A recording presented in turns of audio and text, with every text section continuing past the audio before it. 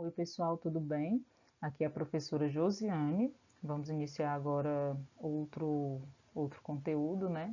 Vamos falar agora sobre o processo fotossintético nas plantas. As plantas são seres autotróficos, ou seja, elas produzem o seu próprio alimento. E essa produção de alimento ocorre por meio da luz. Ela utiliza a luz, então, para produzir carboidratos, como, por exemplo, a glicose. A glicose ela é fonte de energia para a planta. Assim como a gente se alimenta para conseguir sobreviver, né, para manter o nosso metabolismo, a planta produz também os carboidratos para manter o seu crescimento, né, para ela conseguir sobreviver, para ela conseguir produzir. No entanto, na forma que a glicose está, ela não pode ser utilizada pela planta, ela precisa passar por um processamento, por uma transformação. E isso ocorre por meio da respiração.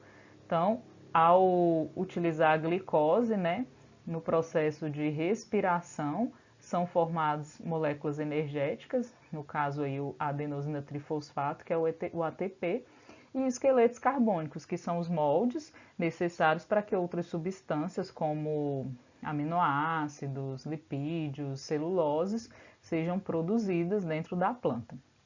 O processo de respiração, ele ocorre em todas as células da planta, células de raiz, de caule, de folha, de fruto, de flores. Então, todas as partes da planta necessitam da glicose que foi produzida ali no processo fotossintético, para que essas células elas possam manter o seu metabolismo. O processo fotossintético ele se concentra nas partes verdes da planta, principalmente então nas folhas. O caule, quando é verde, ele também realiza o processo fotossintético. Frutos também, mas a concentração maior, né, tanto pelas características quanto pela quantidade, ocorre nas folhas. Né? A folha ela tem uma anatomia que favorece, né, a captação de luz e, consequentemente, o processo fotossintético. Bom, e o que é a fotossíntese? A fotossíntese é um conjunto de reações químicas que vão transformar a energia solar, a energia luminosa, em energia química, que fica armazenada então em compostos orgânicos, né? No caso aqui os carboidratos.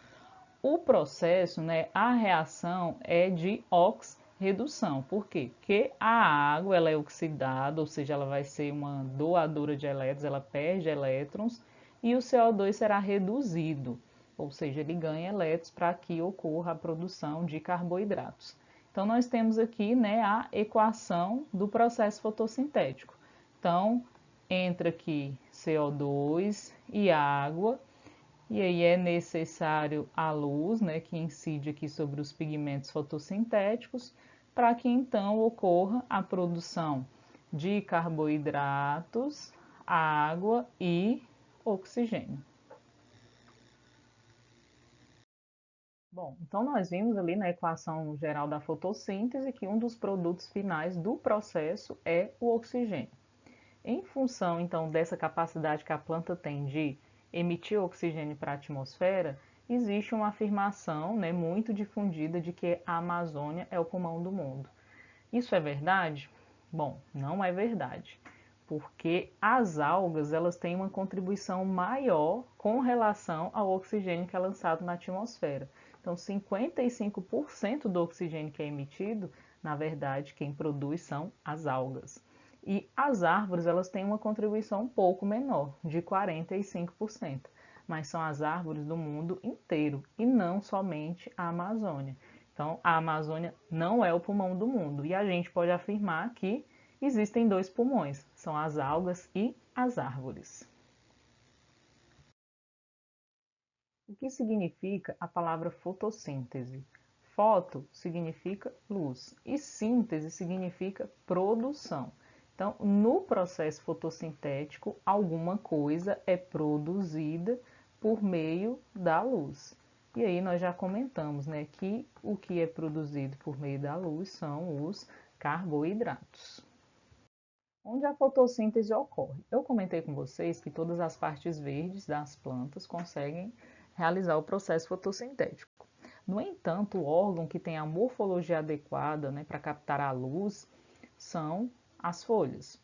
As folhas elas possuem células clorofiladas, que são células com parede celular, núcleo, vacúolo, e organelas especializadas na captação de luz e realização do processo fotossintético, que são os cloroplastos. O cloroplasto ele possui uma membrana interna e uma membrana externa. Além disso, o local onde os tilacoides, os granos estão inseridos, é denominado de estroma, que é como se fosse o citoplasma da célula, né, a parte gelatinosa. Ele também possui DNA e cada pilha aqui dessas estruturas é denominada de grano. E cada unidade, né, dessa estrutura é denominada de tilacoide. Aqui a gente tem então, né, o grano um pouco maior para a gente conseguir observá-lo.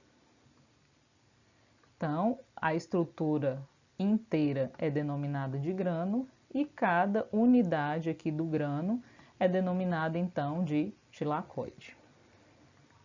Aqui na membrana do tilacoide existe o complexo antena, que como o próprio nome diz, né, serve para captar alguma coisa. Nesse caso, então, é a luz. No complexo antena existem os pigmentos fotossintéticos, né? Dentre eles, né, o principal ou os principais são as moléculas de clorofila. A molécula de clorofila possui aqui uma cabeça e uma cauda, né? A cauda ela serve para fixar a molécula aqui na membrana do tilacoide. E é na cabeça que existe a região aí que vai ser, cujos os elétrons dos átomos vão ser energizados, né, pela luz do Sol.